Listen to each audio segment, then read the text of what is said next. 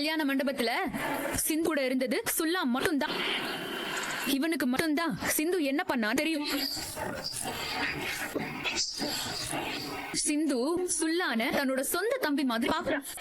அப்படிப்பட்ட தம்பி சிந்துவை பத்தி சொல்ல போற உண்மையை கேட்டா எல்லாம் அதிர்ச்சி ஆயிடுவீங்க. எதுவும் பணம் கொடுத்து சிந்துவுக்கு எதிராக போய் சொல்ல சொல்றாளா?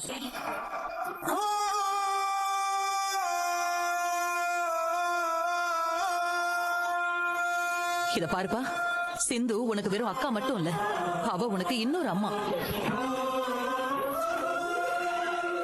ஸ்னேகாவோட மிரட்டலுக்கு பயந்தோ இல்ல உனக்கு சிந்து கொடுத்த பணத்துக்காகவோ நீங்க வரல.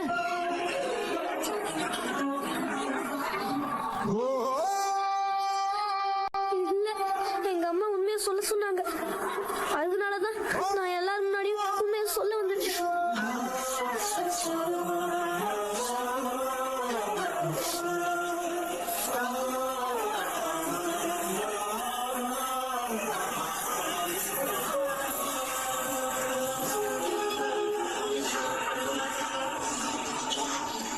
அப்போ ஏன் இது நாள் வரைக்கும் நீ சொல்லல?